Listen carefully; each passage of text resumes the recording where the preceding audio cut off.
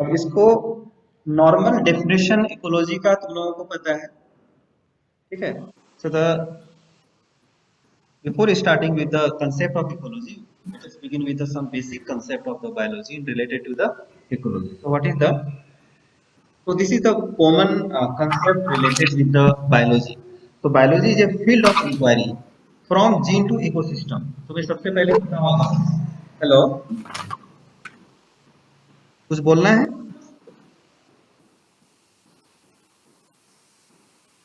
Power point दिखाई दे रहा है?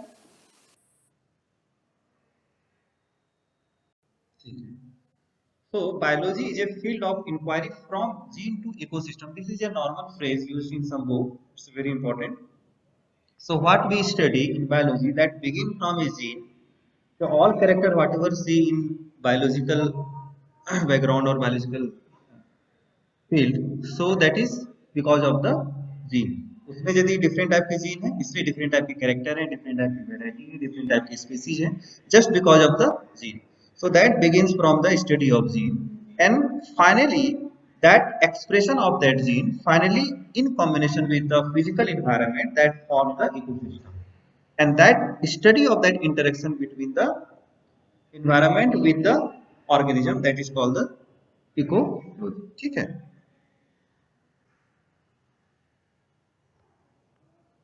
So now this term is given by the Ernst Haeckel in 1869.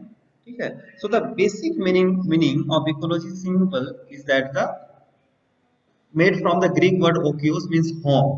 Home means what is the environment, surroundings, household, and the logos. Obviously, this is the to study.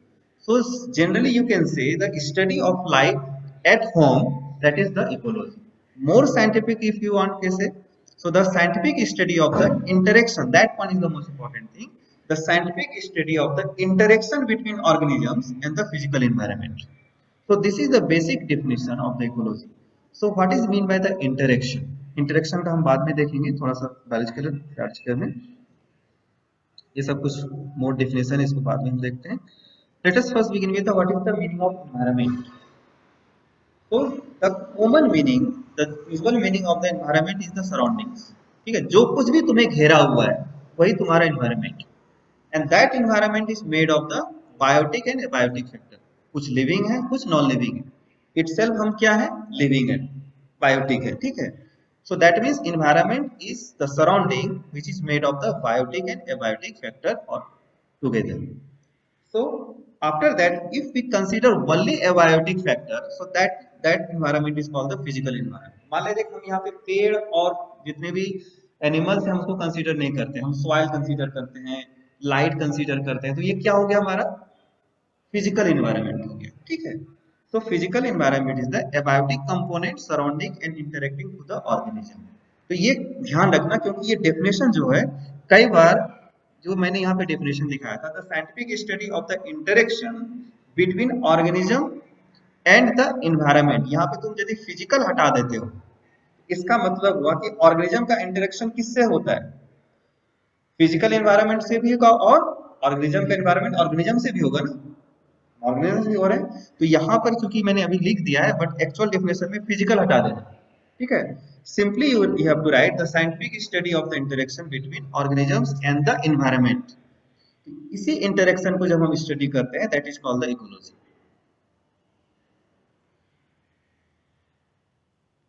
Now the interaction, let us begin with the very basic thing, biological level of organisation. कहाँ से start होता है? Molecule से. यदि तुम थोड़ा chemistry में जाओ तो बायो मॉलिक्यूल से स्टार्ट होता है हमारा biology. That is the formation of protein, carbohydrate, DNA, RNA. So that is the molecules. After that, the combination of the biomolecules and other component make the cell organisms, and finally cell organisms, combination of the cell organisms form the cell. ठीक है. Further the tissue, organ system, and finally that organ system can make the organism called the, you can say, the individual. And that specific group of individual having the ability to interbreed, so that is called the species. Species का और भी definition होते हैं, but this is the basic definition. Now the similar type of species, group of similar type of species in a given area. हमेशा definition पर ध्यान देना कि population किसको बोलेंगे? सेम टाइप का स्पेसीज जो इधर दिखेगा नहीं तुम्हें, ठीक है, सेम टाइप ऑफ स्पेसीज। अच्छा तुम्हें बोर्ड दिखाई दे रहा है इस पावर पॉइंट के साथ, छोटा दिखाई दे रहा होगा उसका कोई, अच्छा ठीक, क्योंकि मुझे यहाँ पे ना तो मेरा अपना नहीं सर, बोर्ड नहीं दिख रहा है सर। बोर्ड नहीं दिख रहा है, चलो। पावर हाँ मतलब शेयर होने के बाद में हमको लगा कि मेरा पिक्चर साइड में भी नहीं आ रहा है।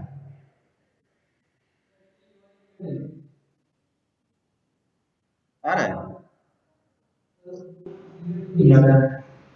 दिखाना, लेके आना, मैं भी थोड़ा देखूंगा कि ऑनलाइन में एक्चुअल में तुम्हें कैसे दिखता है, तो भी मुझे थोड़ा आइडिया मिलेगा ना।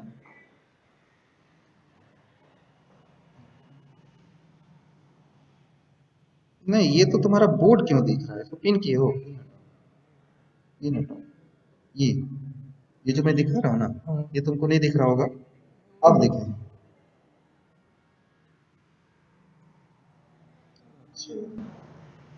तुम इसको जूम भी कर सकते हो, तुम इसको जूम भी कर सकते हो, देखो जो स्लाइड तुम्हें दिख रहा है उसको तुम जूम कर सकते हो, यदि फॉन्ट छोटा हो तो उसको तुम जूम करके देख सकते हो। मधुसूदन तुम्हारा जूम हो रहा है?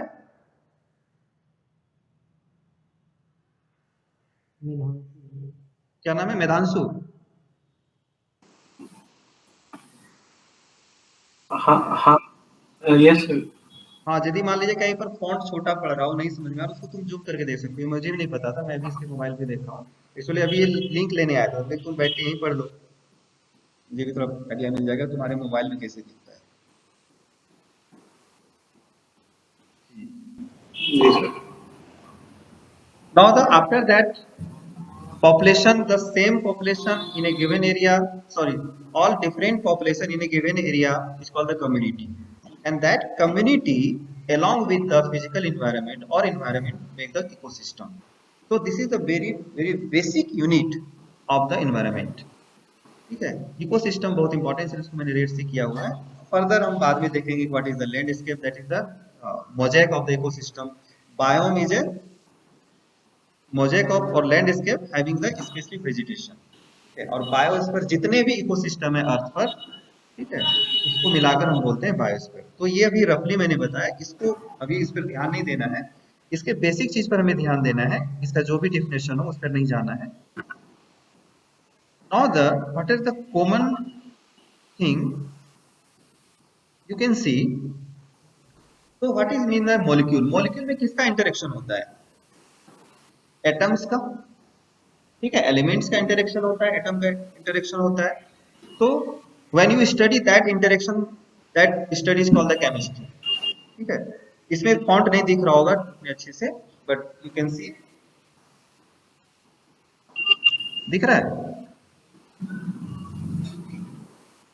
ठीक यस है। सर, देखिए।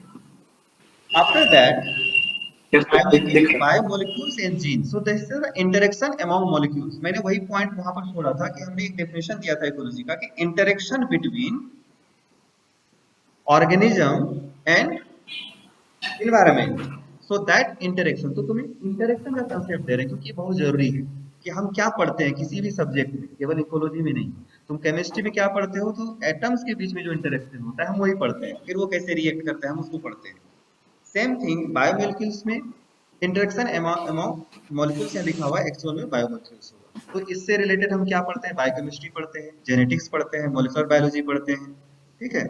सेल ऑर्गेनेल्स जब हम बन जाता है उसका नेक्स्ट लेवल में सेल कंपोनेंट, तो हम यहाँ पर उसका सेल के बीच में किस तरह से इंटरेक्शन होता है, ठीक है, वो कैसे फंक्शन करता है, तो हम सेल बायोलॉजी पढ़ते हैं। इस तरह से हमारा इंटरेक्शन हर लेवल पे हमारा किसी न किसी कंपोनेंट के साथ इंटरेक्शन होता है। टिश्यू में क्या होगा, different cell will start to interacting and performing a signal, तो हम वहां पे हिस्टोलॉजी में पढ़ते हैं उसको, उसके इंटरेक्शन को। उसी तरह से ऑर्गन जब इंटरेक्ट करता है और ऑर्गन सिस्टम करता है तो हम एनाटॉमी और फिजियोलॉजी पढ़ते हैं, ठीक है। Now the interaction among organ system gene and environment, so that form the variety of the subject, taxonomy, evolution, behavior, these all are things we study in the organism and species level. Now come to the including organism and population, community, ecosystem, biome and biosphere. All these will come into the ecology. So here is the new factor is added. वहाँ पे ध्यान देना, organism से तुम्हें एक factor include हो गया है, दैट इज द इन्वायरमेंट, वह है। Now the interaction of the what ever the component, इधर सेल, इधर ऑर्गेन, इधर organism, what ever, that is the interaction with the environment. Environment से इंटरेक्शन होने लगा, पॉपुलेशन जब इंटरेक्शन करता है among the individuals, so that form the environmental science, so यहाँ से सारा environmental science डेवलप हो जाता है, ठीक है। पॉपुलेशन से, हालांकि स्पेसीज को भी लेते हैं, दो तरह का इकोलॉजी हम पढ़ते हैं, एक होता है सीन इकोलॉजी, एक होता है ऑटो इकोलॉजी। तो ऑटो इकोलॉजी में हम क्या पढ़ते हैं, जिसमें केवल हमारा फोकस होता है species, that means a organism और individual how interact with the environment. और सीन इकोलॉजी में हम पढ़ते हैं पॉपुलेशन और community, that means the a group of organism how interact with the environment, तो हम उसको सीन इकोलॉजी बोलते हैं। तो ये सब टर्म थोड़ा ध्यान में रखना कि एक होता है ऑटो इकोलॉजी और एक होता है सीन इकोलॉजी, दो चीज ध्यान में रखना। That is the depend on कि उसका यूनिट ऑफ इंटरेक्शन क्या है। यदि एक इंडिविजुअल इंटरेक्शन का स्टडी करते हैं कि एक ऑर्गेनिज्म कैसे इंटरेक्ट कर रहा है, so that is the your auto ecology. And when you study how population, एक पॉपुलेशन तुमने ले लिया, एक ग्रुप ऑफ पॉपुलेशन ले लिया, और तुम देख रहे हो कि कैसे उसका इंटरेक्शन हो रहा है, उसके बीच में किस तरह का कंपटीशन है, उस तरह का किसमें प्रीडेटर और प्रे का सिस्टम है, ठीक है। तो इस तरह से तुम यदि स्टडी करते हो तो वो तुम्हारा एक्चुअल में आ जाएगा सीन इकोलॉजी। सीन का मतलब होता है एक साथ जुड़ा, फ्यूज।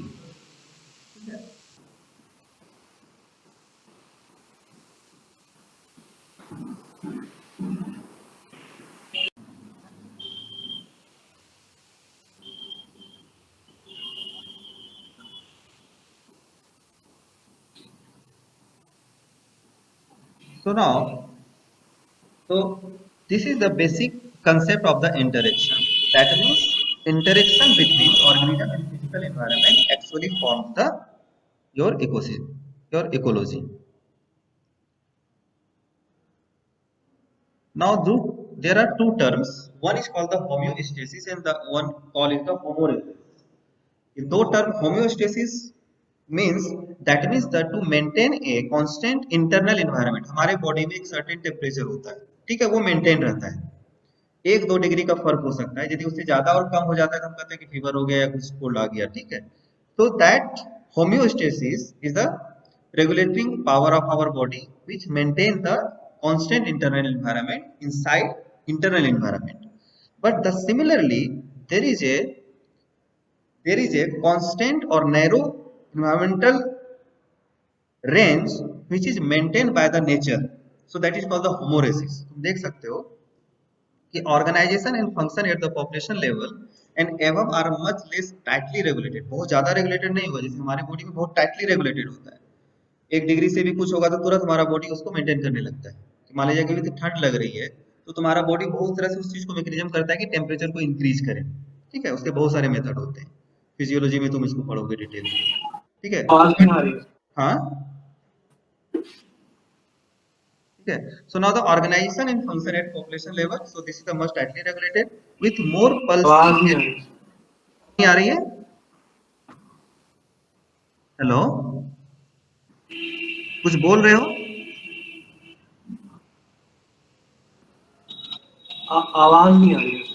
आवाज नहीं आ रही है? कट कट के आ रही है सर, आवाज नहीं आ अच्छा, रही। वो नेटवर्क के कारण होता है, ठीक है। जब भी कट के आ रहा हो ना तो उसका एक ही वो होता है, वो नेटवर्क जैसे डाउन होगा आवाज कट कट के आएगी, ठीक है।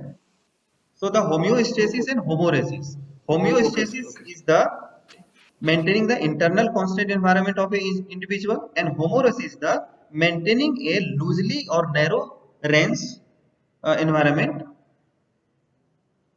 so that is called the homoresis। तो तुम यहाँ पर देख सकते हो, but they are controlled nevertheless by the alternative positive and negative feedback maintaining pulsating state within limit।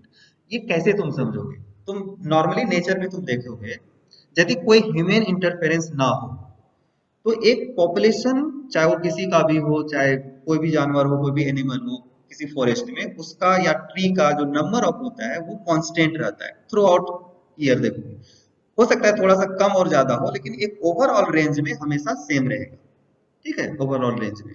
So that maintenance is done by the nature, उसमें उसका feedback mechanism होता है, ठीक है। So that is called the homeorhesis. यदि हमारे body में किसी इन्वायरमेंट का कंट्रोल होता है तो that is called the homeostasis.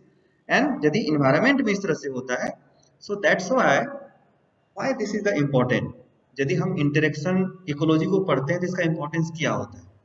मान लीजिए कि हम अपने बॉडी में कुछ भी चीजें नहीं कर सकते, ना हम अननेसेसरी खाना खा सकते हैं, ना गलत खाना खा सकते हैं, कुछ भी बॉडी में हम इंसाइट करेंगे तो क्या करेंगे, हम सोच कर करेंगे कि हम क्या खा रहे हैं, उसका क्या इफेक्ट होगा, क्योंकि हमें पता है कि हम गलत खाएंगे तो हमारे बॉडी में इफेक्ट पड़ेगा। इन द सेम वे यदि हम इन्वायरमेंट के साथ हम कुछ भी करते हैं, भले हम नहीं उसको जानते हो, लेकिन यदि हमें वो सेंस नहीं है कि इन्वायरमेंट भी जो हमारा नेचर है, इकोसिस्टम है, वो भी एक क्या है, एक लिविंग सिस्टम है, ये सेंस आना बहुत जरूरी है। And that living system interact with each other, that component of that system is interact। तो यदि हम कुछ भी करते हैं उसके चीजों को अनबैलेंस करते हैं तो ऑब्वियसली वो क्या होगा, उसमें प्रॉब्लम आएगी। जिस तरह से हमें कुछ गलत खा लिया तो क्या हो जाता है, डिजीज हो जाता है, ठीक है, अनकंफर्टेबल हो जाती है चीजें। उसी तरह से इन्वायरमेंट के साथ हम कुछ भी करेंगे तो ये कभी मत सोचना कि इन्वायरमेंट जो है वो कुछ भी हम कर देंगे तो वो ये हो जाएगा, ठीक है, नहीं, कुछ भी तुम करोगे इन्वायरमेंट में उसको चीजें को अनबैलेंस करेगा। मान लीजिए डिफोरेस्टेशन कर दिया या बहुत ज्यादा कंज्यूम कर लिया कोई रिसोर्स को, तो वो हमेशा रिफ्लेक्ट करेगा तुम्हारे पोल्यूशन और स्कार्सिटी में, ठीक है। So now the some questions to be asked in the study of ecology. Questions to be asked in the study of ecology means you can ask the what environmental factor limit the geographic distribution of the species, कि उसका geographical distribution क्या है, कोई भी species का distribution क्या होता है। So how do variation in their food supply or interaction with other species such as pathogen affect the size of their population? किसी पॉपुलेशन का तुम देख सकते हो कि अचानक पॉपुलेशन बड़ा हो गया या कम हो गया, ठीक है, उसका जरूर कोई रिएक्शन होगा, या तो कोई फूड सप्लाई से या किसी और स्पेसीज से उसका क्या इंटरेक्शन है, उस हिसाब से तुम्हें, so this type of question you can raise in ecology. And so these are the some example you can raise the more different type of question related with the ecology। इसको मैं नहीं दिखा रहा हूँ, एक और चीज है तुम्हारे लिए बहुत important. Now the what is the difference between ecology and environmental science, ये बहुत इंपॉर्टेंट क्वेश्चन है जो कई बार हो सकता है कि तुम्हें कॉम्पिटिटिव एग्जाम में पूछे।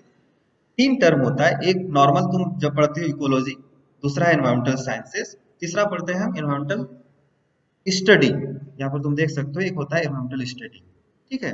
तो इस तीनों का क्या मीनिंग होता है, थोड़ा सा बस ध्यान में देखना। जब इकोलॉजी हम पढ़ते हैं तो प्योर साइंस है वो, कि हाउ पॉपुलेशन और हाउ इकोसिस्टम और how a organism interact with the environment, ठीक है, बस हमें वो देखना होता है। वो केवल प्रिंसिपल तुम्हें बताता है, उसका साइंस बताता है कि यदि हम फूड सप्लाई बहुत ज्यादा कर देंगे तो पॉपुलेशन क्या होगा, फूड सप्लाई कम कर देंगे तो क्या होगा, यदि एक स्पेसीज है वहां पे दूसरा स्पेसीज ले आएंगे तो क्या होगा, उसका क्या, तो that what we study in the just principle of the interaction, कि यदि इंटरेक्शन कर रहा है तो उसका प्रिंसिपल क्या है, कि फूड चेन चल रहा है या फूड वेब चल रहा है, तो आगे जितना भी पढ़ेंगे, जैसे 10% लॉ लिमिट एनर्जी ट्रांसफर का लॉ होता है कि हर ट्रॉपिक लेवल में कितना परसेंट एनर्जी ट्रांसफर करता है, so these all are the principle and that is study in the ecology. So ecology is a pure science. Now obviously along with a subject we always face a lot of problems। अभी environmental में बहुत सारे problems हैं, ठीक है, बहुत सारे pollution हो गए हैं, बहुत सारे चीज जो प्रॉब्लम्स होता है, नेचुरल डिजास्टर है, ह्यूमन मेड डिजास्टर है, so there is a lot of environmental issues we are facing regularly. So that application of scientific and technological tool for the solving the environmental problem faced particularly by the human, ठीक है। So that means environmental science में हम क्या पढ़ते हैं, हम उसका application पढ़ते हैं, हम अपने प्रॉब्लम को, environment के प्रॉब्लम को कैसे सॉल्व करेंगे, ठीक है। And what is the environmental study, तो ये ध्यान रखना, एनवायरमेंटल स्टडी का मतलब हो गया कि application of scientific and technological tools for the solving of the environmental problem. What is the environmental study, environmental science और इकोलॉजी कौन करेगा इस पर काम, जो उसका, जो उसको जानता है, जो उसका एक्सपर्ट है, वही उस काम कर सकता है। लेकिन एक नॉर्मल आदमी भी, मान लीजिए कि कोई अदर सब्जेक्ट का भी है जो कि इन्वायरमेंटलिस्ट नहीं है, ठीक है, वो भी इन्वायरमेंट का स्टडी कर सकता है किसी अलग नजरिए से। हो सकता है कि वो इथिकल कॉज देखे, ठीक है, एक कम्युनिटी किसी खास इन्वायरमेंट, किसी खास ट्री को, किसी खास इसको क्यों पूजता है, ठीक है, उस तरह की चीजें वो पढ़ सकता है। तो that environmental study is done by the study of environmental issue by the non environmentalist. तो बहुत सारे ऐसे ऑथर होते हैं जो कि इन्वायरमेंटलिस्ट नहीं होता, उसको नहीं एक नॉलेज नहीं होता है उसका प्रिंसिपल का, मतलब नॉलेज होता है बट उसका जो एकेडमिक नॉलेज होना चाहिए, उसके पास सर्टिफिकेट होना चाहिए, वो नहीं होता है ना, उसके लिए उसको ट्रेनिंग ना उसकी पढ़ाई करी होती है। हो सकता है वो हिस्ट्री से हो सकता है कोई लिटरेचर से हो सकता है कोई इंग्लिश से हो, कुछ भी हो सकता है, but still they can study the environmental issue और उसको किसी अदर चीज से जोड़कर वो उस पर स्टडी कर सकता है। So that is called the environmental study. तो तीन टर्म हमेशा याद रखना, इकोलॉजी, इन्वायरमेंटल साइंस और इन्वायरमेंटल स्टडी, तीनों का अप्रोच अलग हो जाता है। अभी तुम्हें बताया था ऑटो इकोलॉजी और सीन इकोलॉजी, ठीक है। So autecology also called the species ecology, to the study of the interaction of an individual organism or a single species with a living and non-living factor। so यही बस ध्यान रखना कि auto ecology में जब भी हम study करेंगे तो एक सिंगल स्पेसीज, सिंगल इंडिविजुअल को लेकर हम करेंगे, ठीक है, स्पेसीज को कंसीडर कर सकते हो। Now seen ecology, so one or two broad division of the ecology।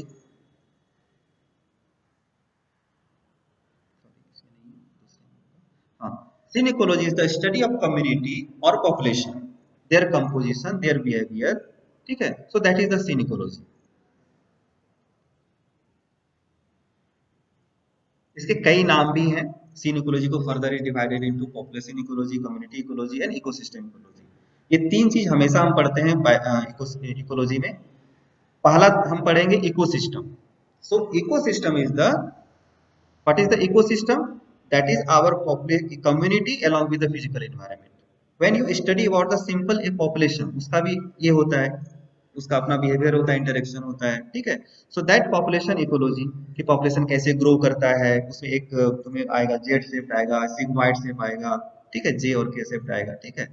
So population ecology में हम वो सब पढ़ते हैं। कम्युनिटी इकोलॉजी में हम कम्युनिटी कैसे इंटरेक्ट करता है, मान लीजिए कि इंट्रा या कंपटीशन है, बहुत सारी चीजें हैं, ठीक है, तो वो हम कम्युनिटी इकोलॉजी में पढ़ते हैं। और इकोसिस्टम इकोलॉजी में पढ़ते हैं कि किस तरह से फूड चेन, फूड वेब उस तरह से रन करता है, किस तरह से एनर्जी का ट्रांसफर होता है, किस तरह से न्यूट्रिएंट साइकिल का रन करता है, जैसे तुम पढ़ते हो बहुत सारा कार्बन साइकिल, नाइट्रोजन साइकिल, तो ये सब हम पढ़ते हैं इकोसिस्टम इकोलॉजी में। क्या स्ट्रक्चर होता है एक इकोसिस्टम का, क्या स्ट्रक्चर होता है, कैसे एक दूसरे के साथ ट्रॉफिक लेवल में, फूड लेवल में अरेंज होता है, जिसको तुम फूड चेन और फूड वेब बोलते हो, ठीक है। ये बोलते हैं ना प्रोड्यूसर, कंज्यूमर, ये सब हम डिटेल में पढ़ेंगे, ठीक है। बस अभी तुम्हें आज पहली क्लास है इसलिए बस तुम्हें मैं आइडिया दे रहा हूँ। अब हम थोड़ा सा देखते हैं इकोसिस्टम के बारे में, ठीक है। नाउ द इकोसिस्टम, जब भी तुम इकोसिस्टम कंसीडर करोगे, दो point, that means this is made of the community plus environment,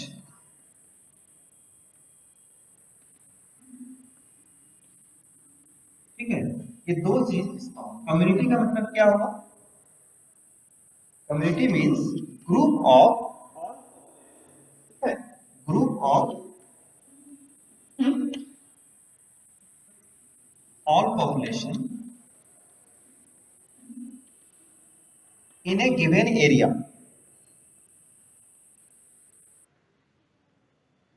मान लिया जाए ये गिवन एरिया है, ठीक है, एक पॉपुलेशन है, कोई स्पेसीज है, मान लीजिए एक प्लांट का कोई स्पेसीज, ठीक है, ये प्लांट का स्पेसीज मैंने एक बना दिया ट्रायंगल, ये तुम्हारा पॉपुलेशन, ठीक है, ये तुम्हारा है कि all individual of the same species, same species के जितने भी गिवन एरिया में, इसको क्या बोलते हैं, ये तुम्हारा एक पॉपुलेशन है, ठीक है। अब इसी जगह दूसरा भी प्लांट, ठीक है, जिसको हम इस तरह से शो करते हैं, ठीक है। तो यहाँ पर कितने पॉपुलेशन हो गए, एक पॉपुलेशन ये हो गया और दूसरा पॉपुलेशन तुम्हारा ये हो गया, एक पॉपुलेशन ये हो गया, मान लो पॉपुलेशन वन, और एक पॉपुलेशन तुम्हारा ये हो गया, ठीक है। अब हम क्या बोलेंगे, इससे पहले हम उसको क्या बोलते हैं, एक पॉपुलेशन ये हो गया और एक population one, now the all population 1 and population 2, so including all population in that given area, now this is called the community. अब हम इसको बोलेंगे कम्युनिटी, पूरे ओवरऑल को बोलेंगे ये था, ठीक है। along with the physical environment, अब यहाँ पर क्या है, पेड़ भी है, ठीक है, सॉरी पेड़ नहीं, पेड़ तो इसकी सी मान लीजिए कि सॉइल है, माउंटेन है, सन है, ठीक है, सॉइल होगा, वाटर होगा, रिवर होगा, what ever the physical environment, so including all this will the form the ecosystem. अब ये तुम्हारा इकोसिस्टम प्लस एनवायरनमेंट, कम्युनिटी में क्या आ गया, पॉपुलेशन, ठीक है।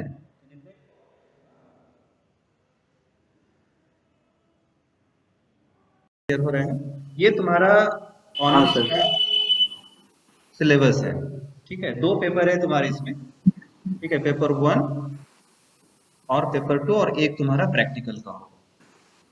तो पेपर 1 में तुम देखो, ग्रुप ए में तुम्हारा एनिमल डाइवर्सिटी है, ठीक है, यानी कि तुम्हें इनवर्टिब्रेट इसमें पढ़ना है। उसके बाद तुम्हारा आएगा ग्रुप बी में environmental biology and animal behaviour, ये वाला पोर्शन में पढ़ाऊंगा, ठीक है।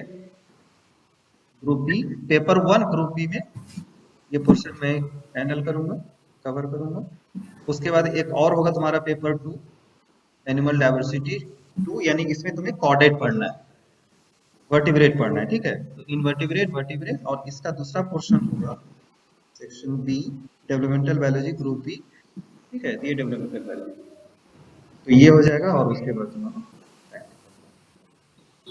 प्रोबेबली तुम लोगों का जनवरी से ऑफलाइन क्लास स्टार्ट हो जाएगा, ये तुम्हारा